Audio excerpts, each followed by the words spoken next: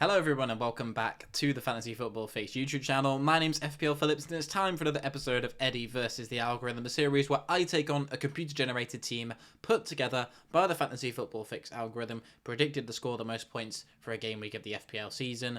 I put up my own free draft up against it and we see which team of the two can score the most points for that game week. And it's very, very tight as we head into the final stages of the season. It is myself on 10 and the algorithm now on 9, I think, or is it 11-10? There's one game week in it. Either way, I'll show you the current score in just a moment. But the algorithm won last time out. We didn't have time for an episode last week, but it was game week 26 where the algorithm took the victory thanks to Alexander Isak scoring 13 points. If you can cast your mind back to game weeks ago, which is difficult for me sometimes, I will admit even. I hope you guys are all doing well. Let's get into this week's episode. And as always, kick things off with the algorithm side.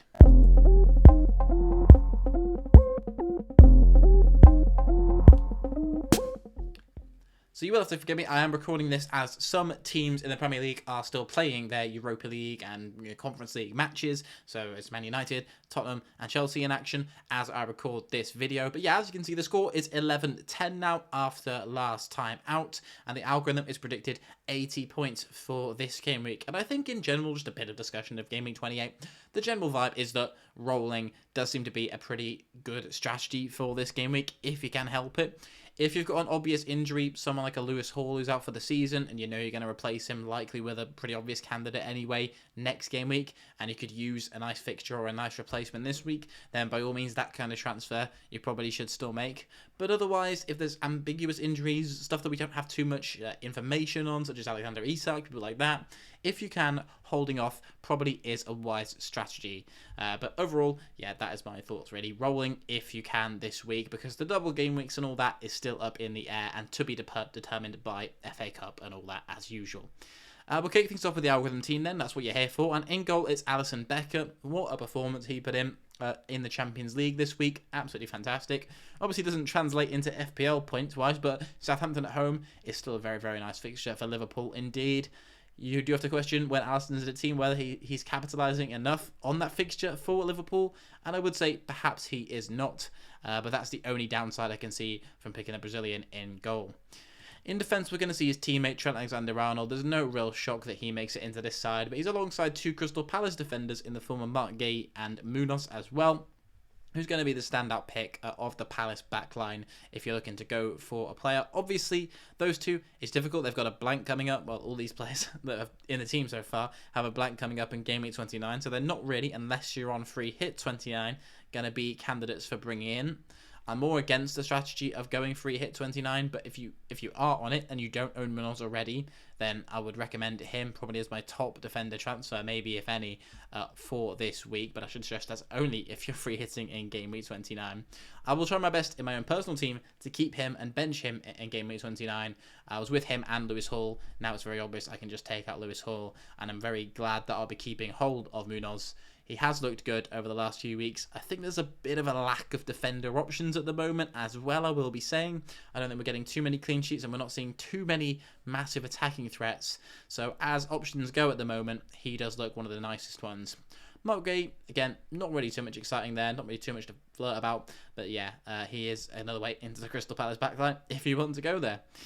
In midfield, it's going to be Mo Salah taking the captain's armband. Obviously, I think he's just the standout option this week. The only other one you could consider, but is a player out of form in Cole Palmer, really. Leicester at home, Liverpool and Chelsea with tremendously nice fixtures. The two target teams this season, the two whipping boys that are 100% getting relegated. So Nkunku and Palmer come in to capitalise on that fixture for the Blues. We've then got Eze as a final Crystal Palace asset with Mateta looking an injury doubt. Then Eze becomes your standout Palace option, one does think. And Brian Mbeumo, who's been in some fine form lately. I think if you're on a wild card this week or in the next few weeks looking to bring him in, looks like a good option. Aston Villa at home, still not a bad fixture for Brentford. And he just seemed to be returning so ever consistently, and we have heard that many times before when it comes to Brian Mbeumo. So, yep, forever proving himself as a consistent FPL asset, that guy. Finally, up front, we're going to see his teammate Vissa come in, and we've also got Ollie Watkins as Villa take on Brentford. So they'll be hoping for some goals in that game, the computer will. Watkins and Visser do look like good options at the moment. We're in a bit of a striker drought, given that Cunha, Isak, Mateta, all these options who were looking good, now suddenly we have to question or just disregard them altogether. So these two do look nice. You've got Chris Wood with a difficult fixture this week. You've got potentially an option who I'm going to show in a minute in my team who you could go for. But it is looking difficult when it comes to that striker bracket at the moment. And I could see there easily being 5-6 goals maybe in that game between those two sides. So yeah, I do like this algorithm team quite a lot.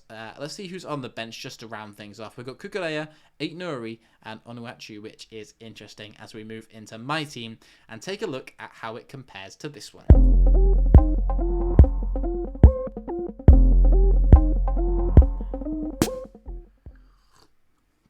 Oh, excuse me, taking a swig of my tea there. I have got tonsillitis, so if I sound bad, it's that, and you have to feel sorry for me because I'm ill. This is my team that I've put up to go against the algorithm this week. I have actually gone for Kukureya, and I've even, for a bit of a laugh, just chucked the vice captaincy armband on him there as well. I think he's probably, the most, I don't know, high attacking threat, Chelsea defender, bit of a high risk option. Obviously got a goal last time out. That's the main reason he's in here. I think Aït-Nouri is a good defensive option to pick up this week as well. He'll likely be my replacement for Lewis Hall, and that's kind of why he's in here. He's got a nice fixture against Everton, who have not looked bad as of late at all. And yeah, I'm not massively expecting a clean sheet in that one for Aït-Nouri. I just thought I'd take maybe a little bit of a punt on him. I was close between actually benching him as well in this side too. I've gone with Dean Henderson just because I wanted to bring in another Liverpool outfield player, and I've gone with Szoboszlai in my midfield, and so I will never really pick Alisson when I'm making up these teams. Szoboszlai, his data's looked good over the last few game weeks, as has Enzo's actually, and he is on the bench. Even now, looking at it, I'm slightly regretting not picking Enzo or Mykolenko in the team over Aït-Nouri, but hey-oh, I have to stick with my gut feeling. And then I've gone with Sarr in midfield, who, ever since I took him out of my team, seems to be actually playing a bit better and has been getting a few returns as of late. So he's in, just saved a little bit of the funds over Eze in this team, although I would prefer the latter man. Up front, that's because I've had to fund to go alongside Visser. I've got Erling Haaland in my side. I know Nottingham Forest away is not the easiest fixture, but Haaland's got 7 goals in the last 8 Premier League games now. He's back in form, he's back in action. And yeah, I wanted to make sure I had him in the team this week. And alongside Salah and Palmer, it's never easy to get the funds, especially when you're trying to add Trent into the team as well. So I had to make a few sacrifices elsewhere where I would have preferred different options from some of the other sides. But that is what my team looks like, and it earns me 76 predicted points. So it's only 4 off that of the algorithm. So it's not a whole world of difference in there. So taking a look at both teams, what I want you guys to do now is head down to the comments, predict who you think is going to win this game week, which team will score more points, myself or the algorithm. And lastly, as always, we'll take a look at the captaincy data for this week. It's going to be no shock to most of you, I think, who I'm going to be recommending for the armband for game week 28.